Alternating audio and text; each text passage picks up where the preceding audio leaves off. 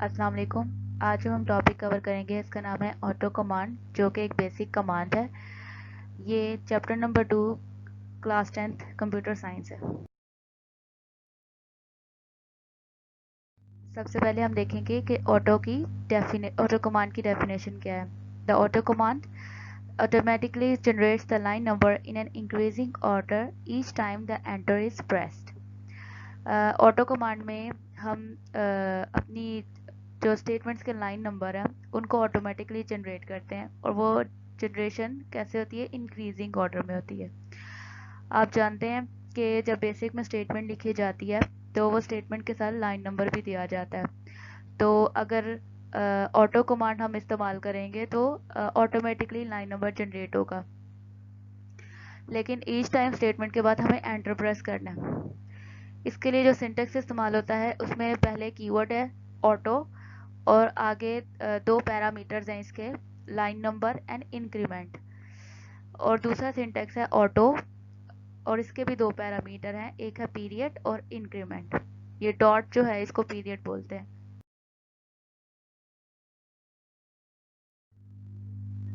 जो सिंटेक्स में line number है इससे मुराद वो नंबर है लाइन का स्टार्टिंग नंबर है। ठीक है, यानी आपकी प्रोग्राम का लाइन नंबर कहाँ से स्टार्ट हो रहा है उसको रिप्रेजेंट करता है ये। इंक्रीमेंट बताता है कि आपकी पहली लाइन और अगली लाइन में के नंबर में कितना डिफरेंस होगा।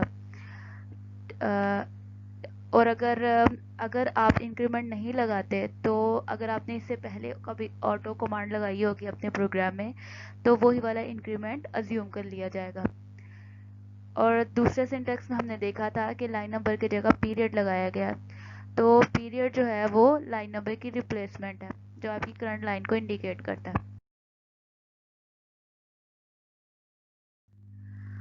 अगर तो हम ऑटो कमांड लगाएं और हम एग्जिस्टिंग लाइन नंबर ही जनरेट करें उसके साथ।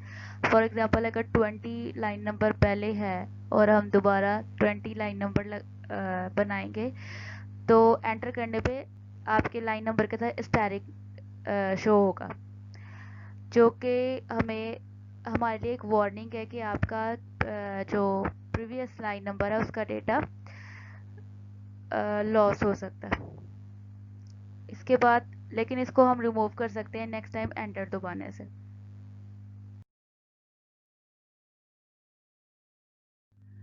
इसके बाद अगर ऑटो कमांड की टर्मिनेशन करनी है तो उसके लिए हम कीबोर्ड से कंट्रोल ब्रेक दबाते हैं या फिर कंट्रोल सी।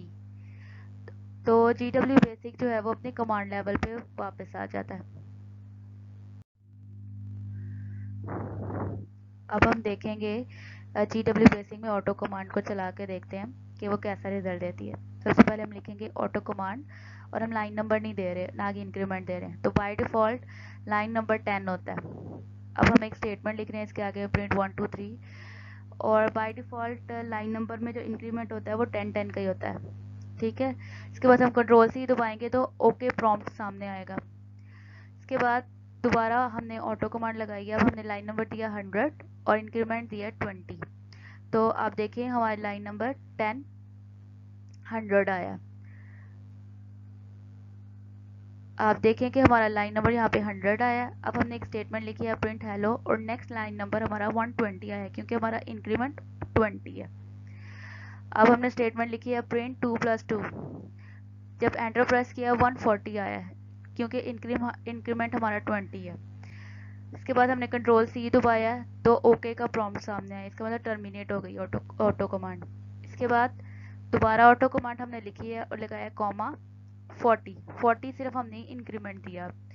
अब क्या हुआ है, बाय डिफ़ॉल्ट वाला जो ऑप्शन है हमारा नंबर्स का वो आया है और स्टैटिक आया साथ। और चूंकि जब हमने एंटर प्रेस किया स्टैटिक खत्म हो गया, हमारा नेक्स्ट लाइन नंबर आ गया, और चूंकि हमने इंक्रीमेंट दिया हुआ था 40 तो इसलिए हमारा यहाँ पे 50 लाइन नंबर आया।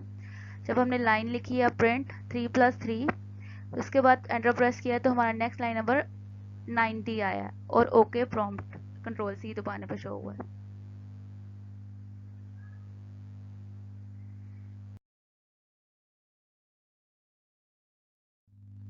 Thank you for listening.